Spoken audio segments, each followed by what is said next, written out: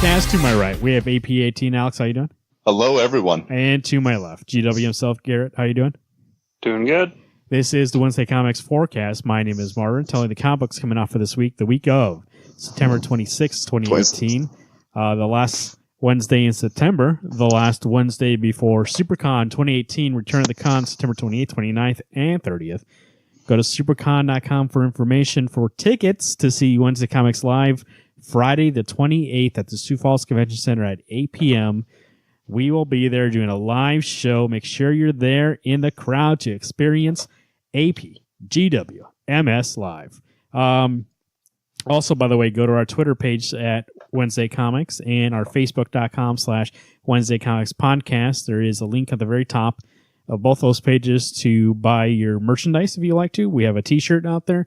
Garrett got that the other day, and it looks beautiful. Yeah, it's really nice, really soft. Nice material. Go ahead and get your shirt. Flying off the shelves. Get your shirt today. Now let's get into those comic books. Coming out this Wednesday, September 26th. We'll first start off with very Image Comics, as we always mostly do. Man Eaters, number 1. This is Chelsea Kane, Kate Nasimic, and Leah McCormick on the cover there.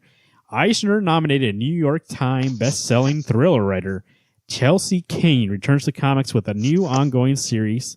A mutation in toxoplasmia causes menstruating women to turn into ferocious killer wildcats, easily provoked and easily dangerous. As panic spreads and paranoia takes root, the fate of the world rides on the shoulders of one 12-year-old girl, part cat people, part the Handmaid's Tale.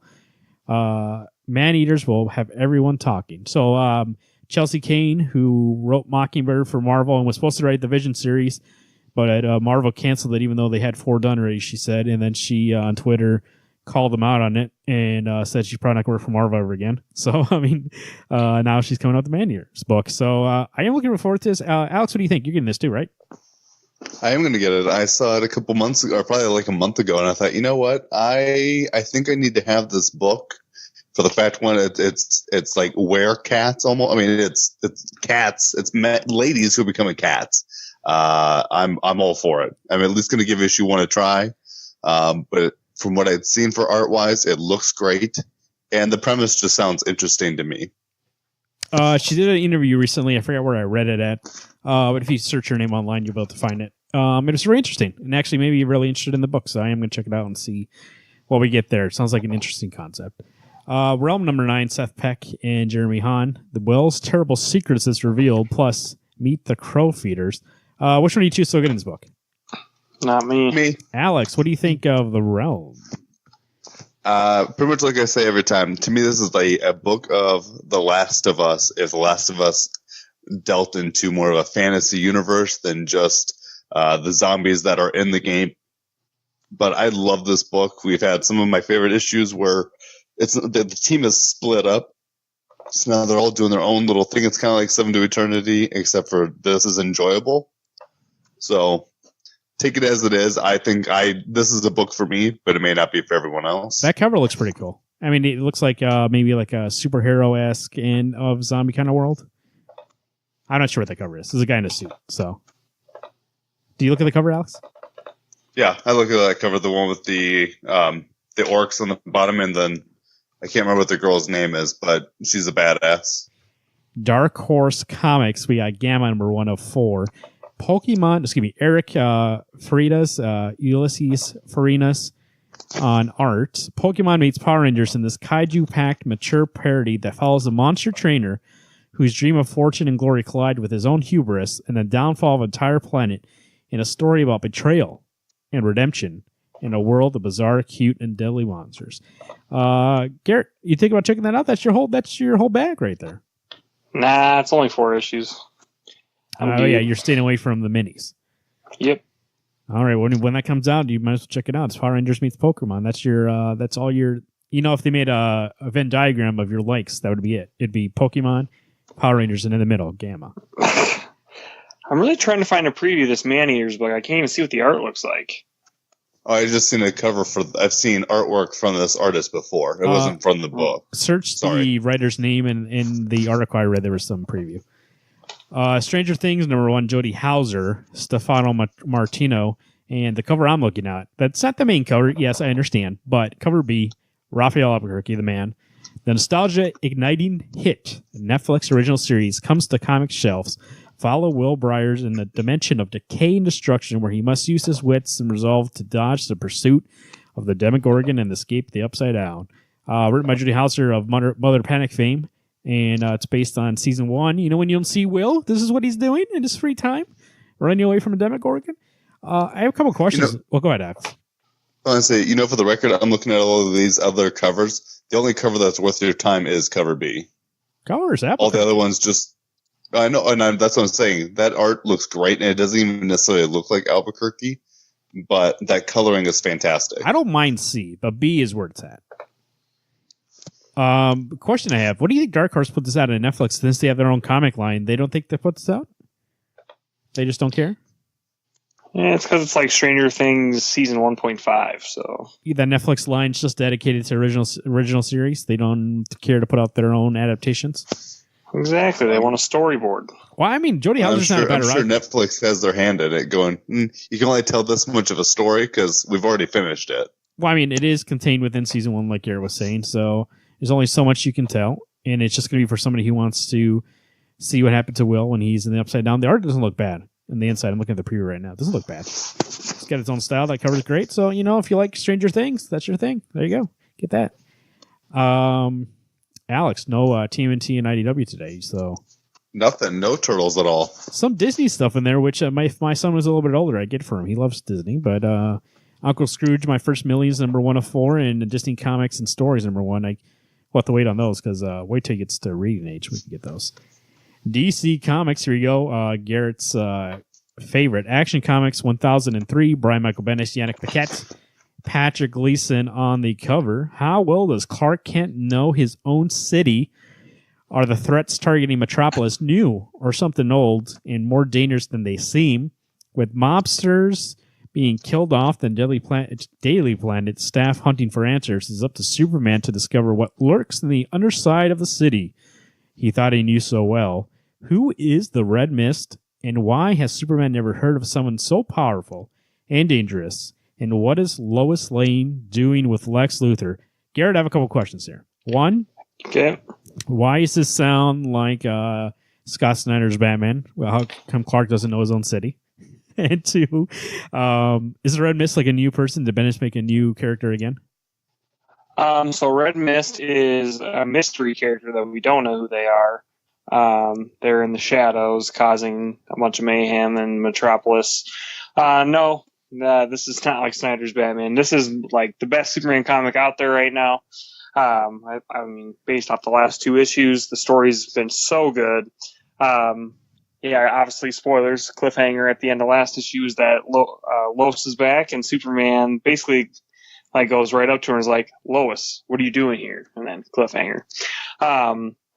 So this is like, I wish the other Superman book wasn't coming out. I just read issue 3 of that crap, but this, for some reason, has just been so good. So I don't understand how Bendis can do so good on this book, but then just destroy. I don't know. Maybe it's that Rogozar character, but I'm very much looking forward to Action Comics 1003. I assume that Superman has to be. I mean, he has to be choosing to write that as garbage. If he's doing a great job on Action Comics, I can't imagine that he's literally putting all his focus into one book and letting the other one fall on the wayside, where they should both be on even ground. I think he's trying to give Rogozar. It's like he wants that book to be called Rogozar starring Superman. So I think he's trying to write it because he wants people to be afraid of this villain he created, and it's making the character suffer. Whereas in Action Comics, it's about Superman, so it's good.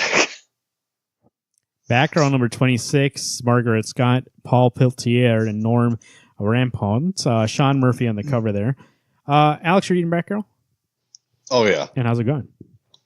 I tell you what, since issue 25 started, we got that weird annual anniversary issue. This book has been top notch. It's been on fire. It really has. I think, Marvin, this is one of those books, not necessarily for you to jump on in issues, but when it comes out on wherever you're going to read it from, read this starting run at 26 because it is great. It's Barbara being a detective, and she's a badass. I love this Batgirl. This is more like my Gail Simone Batgirl from New 52, who didn't take shit and can dish it out, and then can also take a beating and still get up and fight some more. I love it. It's awesome. Wow, this is why you should get Go-Go Power Rangers still, because Margaret Scott is writing that book now. Or maybe she's doing Mighty Morphin. I don't know. One of the two. No, I think I'm still going to get Go-Go. No, I think Parrot's still writing it. Okay. Go-Go. So I don't know. I'm not going to jump over to Mighty Morphin. I need to be done with one or the other. Yeah. Batman Beyond number 24. This is Dan Jurgens, Will Conrad. Bruce Wayne gets to creeping around with his old cohorts, Jack Ryder, a.k.a. the Creeper, to thwart the Scarecrow's attack on Neo Gotham. But where will they be in time to stop Batman and the new Robin from pummeling each other to death? Why is this so hard? Out of costume, Terry McGinnis must choose between two women who have stolen his heart.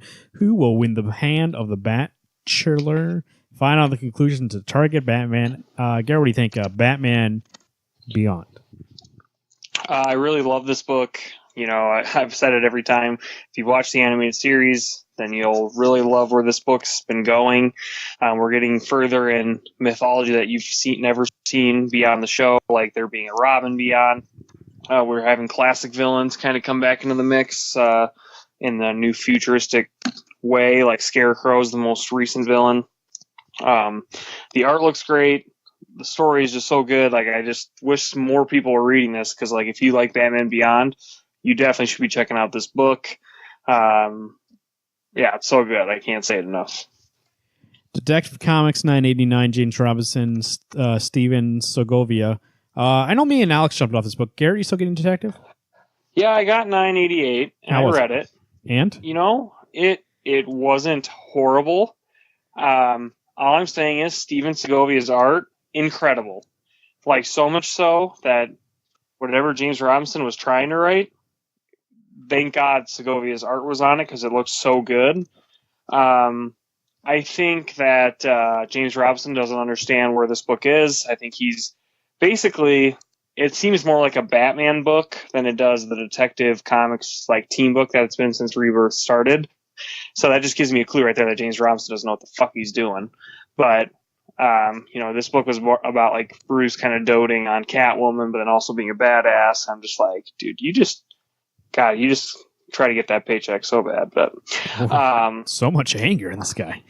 Dude, because he's gone to Wonder Woman, ruined that character. I can't remember what other book he did, and I jumped off that faster than you could Trinity. say. Well, I don't know about that, but that still was bad too.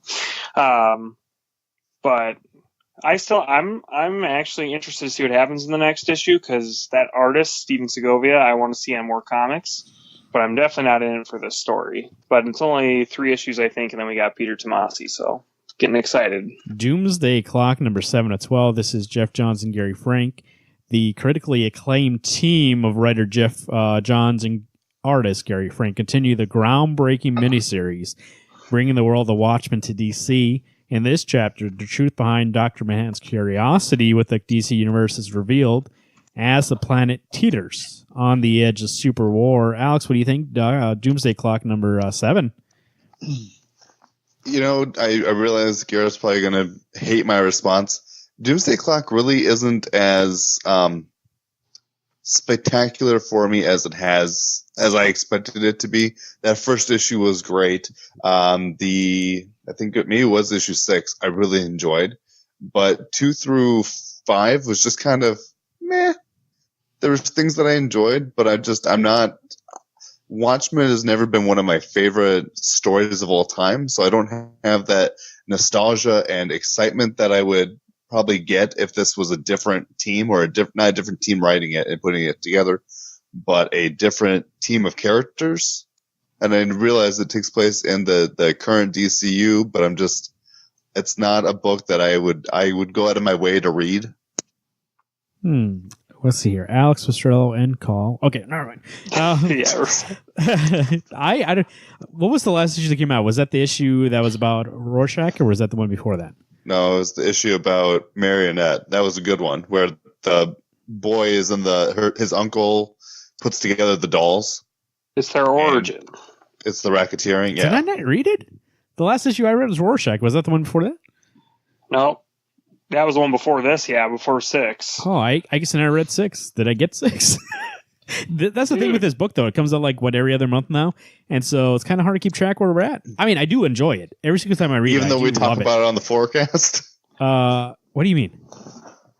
The cliffhanger of 6 was so good. I don't know how you're not excited for this, Al, but I get it. Like, it's maybe not in your wheelhouse or whatever, but I did read some interviews by Jeff Johns about this issue, and he said this is going to change everything. So, I mean, I'm giving credit where credit's due. There have been good issues.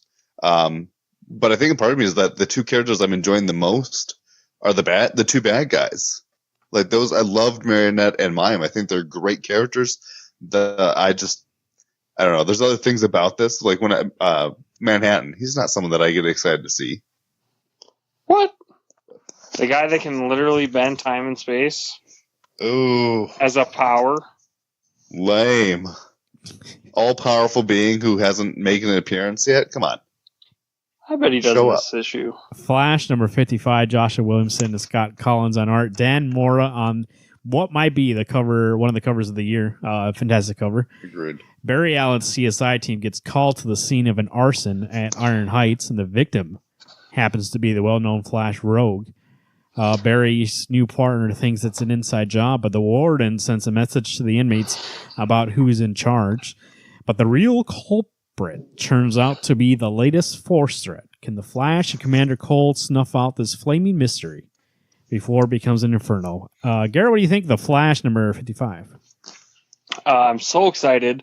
That cover is exciting. Heatwave is a classic rogue, so excited to see a story involving him.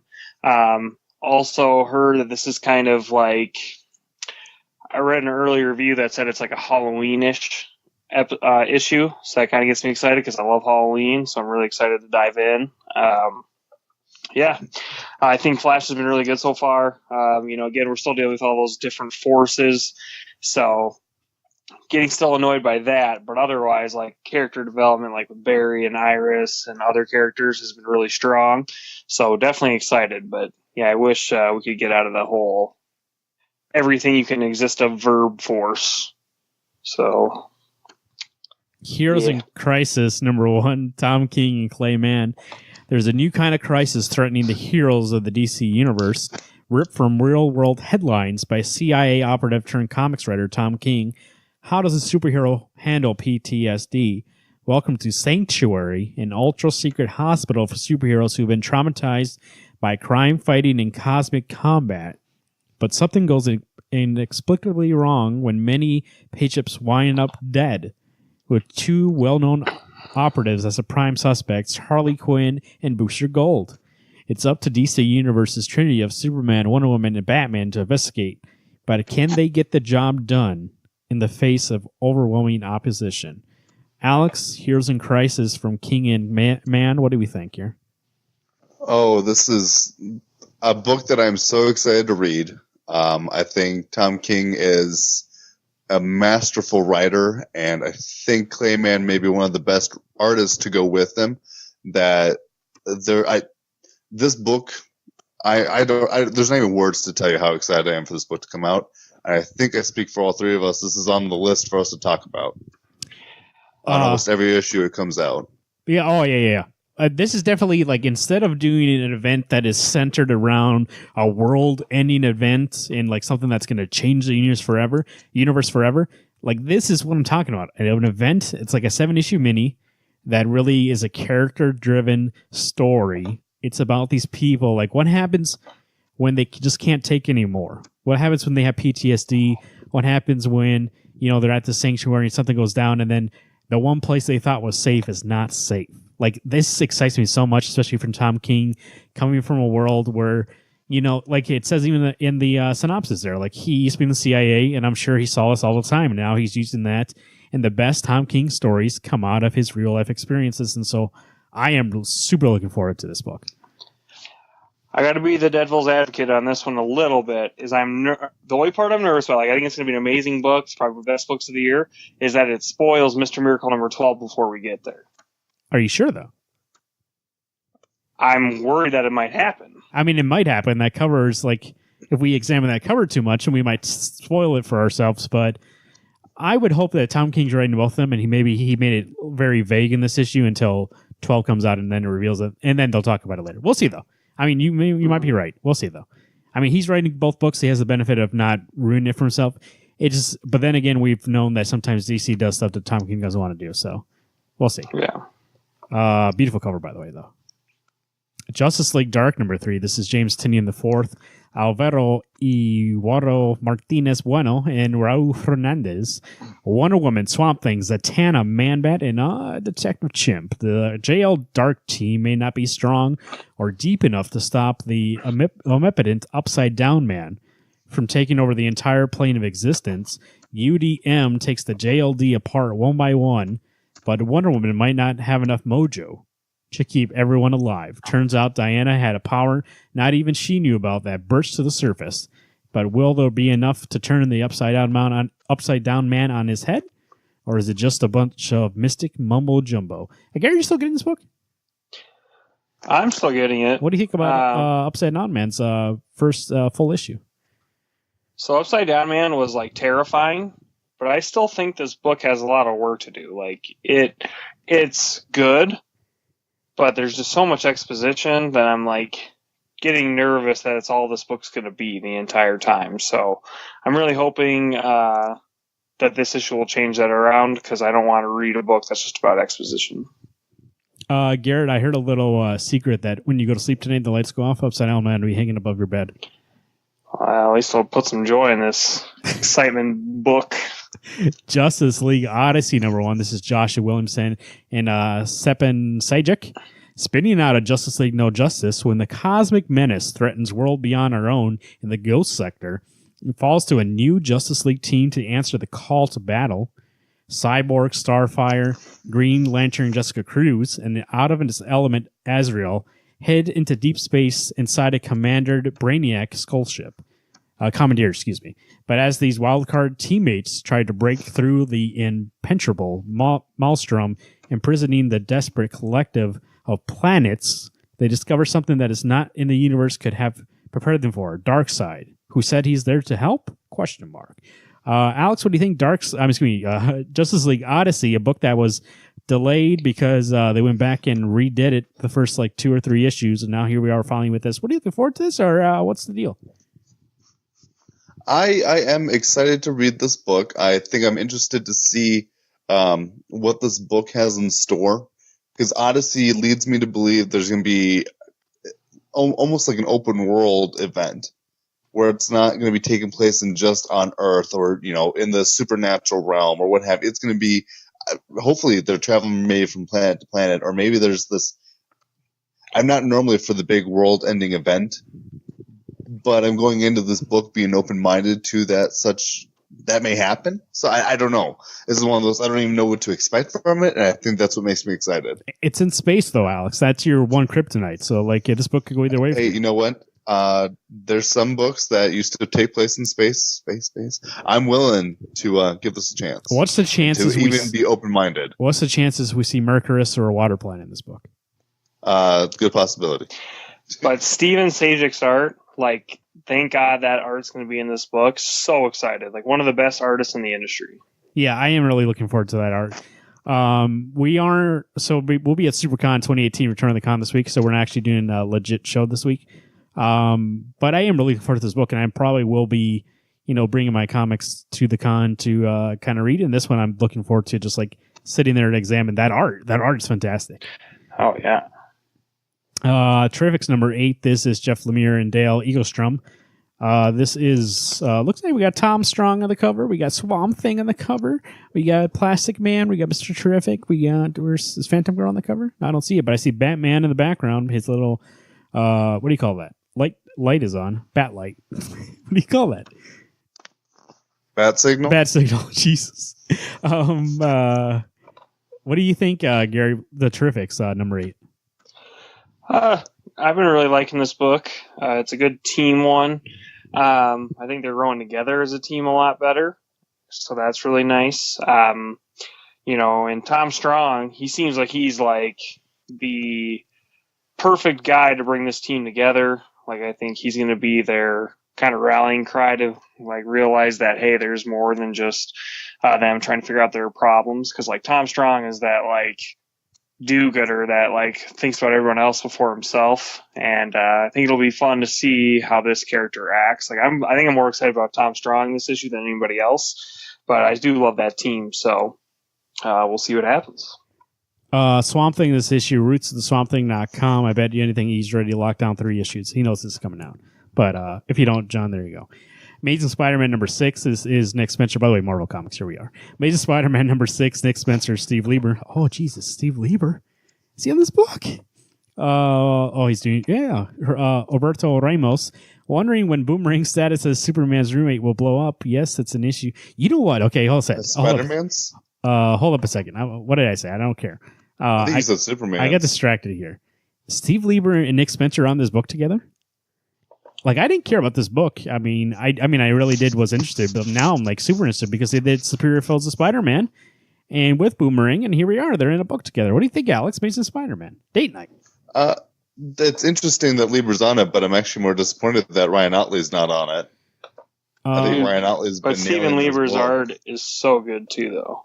You got to give that guy a break. Well, maybe this issue is going to be more comedic, and they need Steve Lieber to come in and do a little. And maybe that's a possibility. I mean, I'm open, and I agree. Lieber is a great artist because he did The Fix as well, didn't he? Yep, him and Nick Spencer. Mm-hmm. And so, I mean, I know it's going to look great. I'm just saying that I'm a reader of I like things the way they are. So when it changes, I'm a little thrown for a loop. But if that's going to be the rotation between Lieber and Otley, by all means, bring it. As I said before, I love Amazing Spider-Man. I think this is the book that I've been waiting for a long time. I think Nick Spencer understands the character, and I'm ready to get some Spider-Man going on. And Boomerang's a dick. There, I said it. He's a dick. Black Panther number 4, Ta-Nehisi Coates and Daniel Acuna.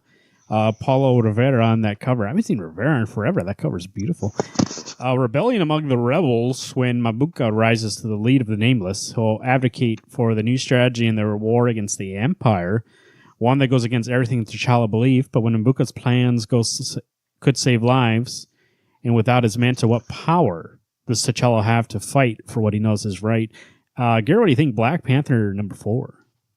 You know, I'm really excited for this book. I think this is like one of the first books that I've read in a long time where I honestly get so excited to read the next issue, and like the waiting is kind of torture just because it's like, I can't believe this is only issue 4 and we've been getting it since July. Like, that's just crazy. And I know it's been a couple months, but that's just crazy to me because like I feel like I wish this more story was coming out. I wish we could see more of that art. So I don't even think we're close to, I mean, we might be kind of close to being done with the first arc, but I don't know. Like, I'm so excited to read this book. It's like Black Panther meets Star Wars, and it's just so much fun.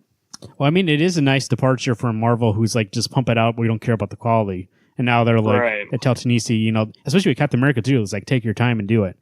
I'd rather have that than them pumping out 2 issues a month and it loses the quality. So, especially with these 2 books, they've been amazing. So I'm really looking forward to these 2. Domino Annual number 1. This is Gail Simone, Fabian Nagnisi, and more. Victor Ibanez and Juan Gideon. Greg Lamb on the cover. Alex, you getting this Domino Annual? Yeah, if Gail Simone wasn't doing it, I would not have gotten it. But I will give this issue a go. I believe Domino is actually going to be an ongoing series, at least for another probably 6 issues, is my guess. So I will have to get this book, so at least I have an idea of what to expect from the following issues. I was surprised to see her on it, because usually in annual you depart from the regular creative team. But she is doing it, so, you know, it might be one story in there, but at least she's part of it. Marvel 2-in-1, number 10, Chip Zdarsky, Ramon Paredes. Next of kin concludes here. Ben and Johnny's final stand to reclaim the name Fantastic Four. Garrett, what do you think? Marvel 2-in-1, are you still into this book, or is it kind of lost steam after Fantastic Four's been coming out? No, I don't think so. I think, like, if anything, it's had a refresh the last couple of issues. I am curious why this book needs to exist after the Fantastic Four are reunited. Like, I think that's one of these two needs to go, and it's not going to be Fantastic Four. So I think Marvel 2-in-1 needs to end once they get reunited with Fantastic Four. But it will be cool if this is their final stand by themselves to finally Reed and Sue. Like I don't know. I just don't see the point of having a Ben and Johnny book side by side with the Fantastic Four book. But I guess we haven't had those characters in a long time, so it might not hurt anything. But still, I'm just curious. I would like to see. Go ahead. Oh, sorry. Go ahead. What? Well, I was just going to say, I think for me, I'm getting to that point where I may get issue 10, but I think I might be done. Because what's the point in getting 2 books other than 2-in-1's going to tell me the story that's leading up to them eventually finding. I think they might choose to pivot in all those characters. So we saw that in Fantastic Four number 2. Maybe Marvel 2-in-1 just becomes a book where they just randomly team those 2 up for stories, and that's what it is. And then you can choose whether or not they'll be a part of Fantastic Four, but their extended family, as it says. Marvel 2-in-1 will be the extended family, Fantastic Four. So we'll see. But they definitely have to pivot in some way. They can't always be about the same people that are going to be in that book. That book is not strong enough to have 2 different titles like that. Right. Moon Knight, number 199, Max Bemis, Paul Davison, Old Gods in Brooklyn. Gary, you still getting this book? I am, and it's been all right. I think I'm more just ready for this book to be done. All right. Isn't it ending soon? 200 or something like that? Yeah, 200. I don't know. I just feel like there's no story that you can accomplish in 2 issues that's going to be holy crap, that was the best Moon Knight run ever. That was the best arc ever. I feel like it's just kind of running in circles until the finale. Punisher. I think the best Moon Knight arc was the Ellis run. It was 6 issues long. Every issue was great. Now we're just kind of getting into that. Here's some weird shit just to tie it up and be done. Punisher number 2, Matthew Rosenberg, Simon Karansky, Greg Smallwood on the cover. Alex, Punisher, what do you think about it? So I know Garrett agreed with me that issue 1 was weak as shit. I love the Punisher, and I so badly want to give this book more of a chance. So I will give issue 2 an opportunity to turn it around. But if it doesn't, unfortunately, it's going to be getting cut. I'm not going to spend money for a book that can't satisfy any wants or needs for me. And I want me some Punisher, and I'm not going to get it in this book if that's the case. What I got to say about this is I just think that, they were doing the Punisher before the relaunch, and they were dealing with a story. So instead of finishing that story, basically they're it didn't resolve. It just was see what happens next in Punisher number 1. And I get it. There's a new new editor for Marvel, and he was always going to do this relaunch, whatever.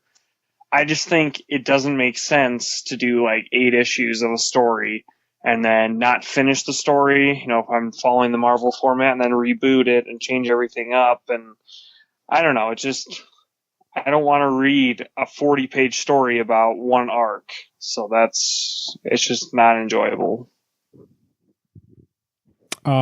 Century number 4, Jeff Lemire, Joshua Cassara, with his mind in both worlds, with his mind and both worlds he inhabits being ripped apart, Century comes face to face with one of his oldest enemies, and his only salvation may be his damaged ex-sidekick, Scout.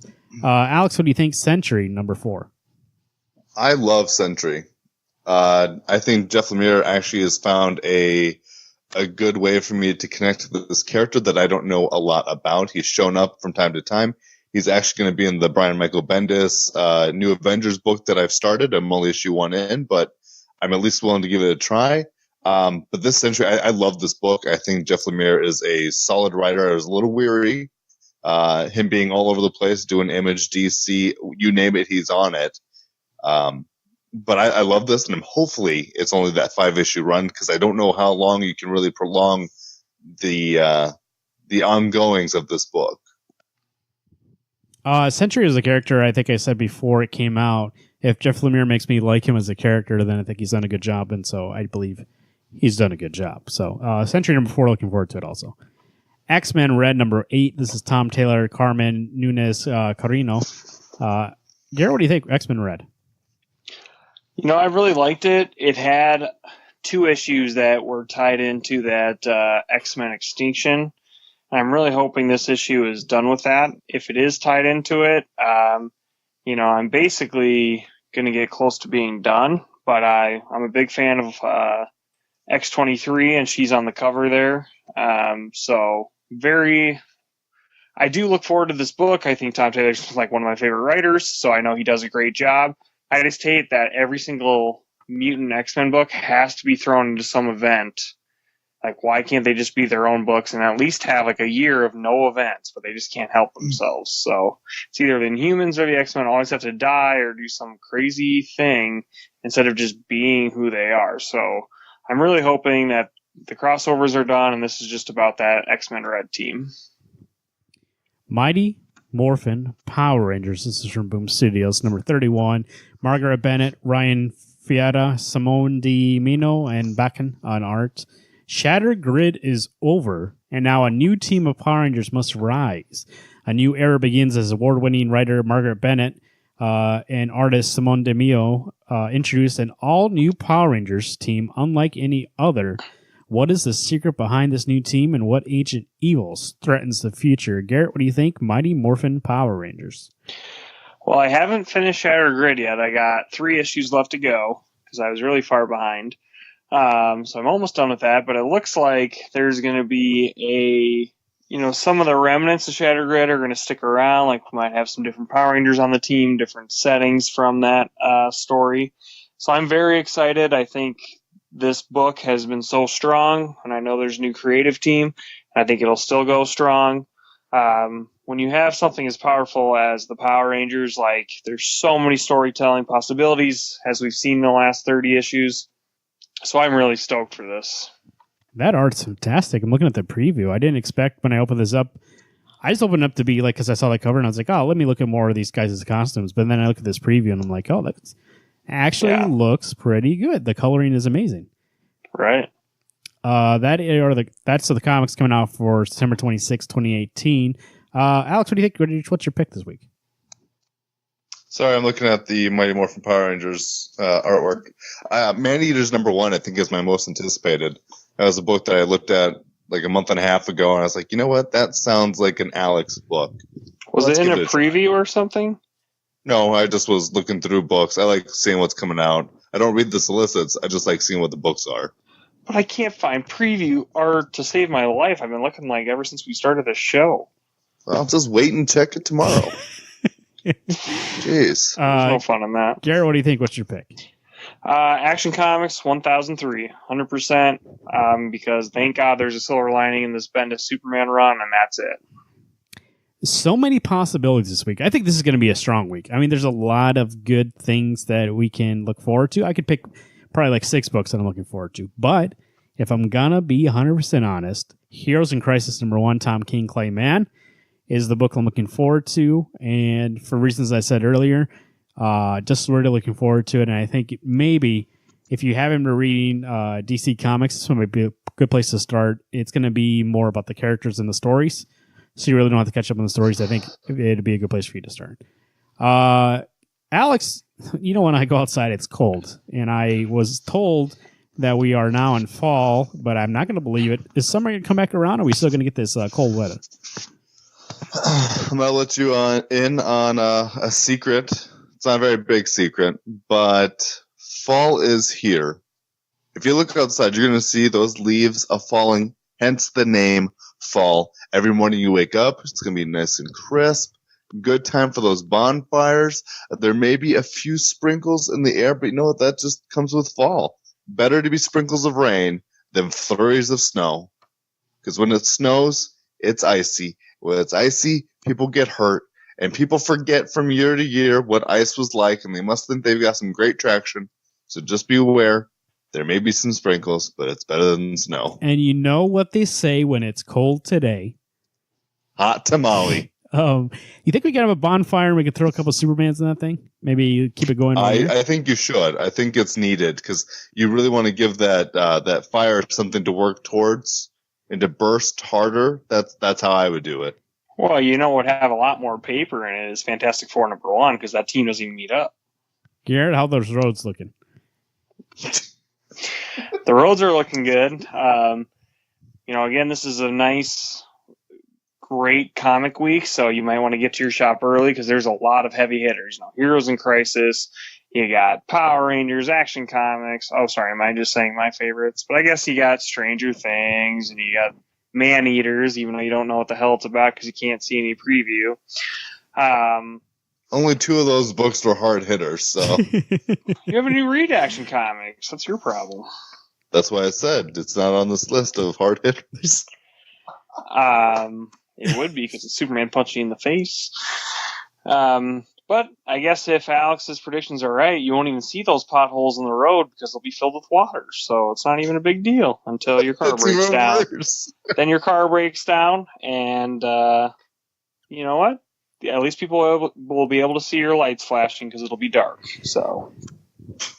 I mean, we should be thankful for a week of comics just as this week is.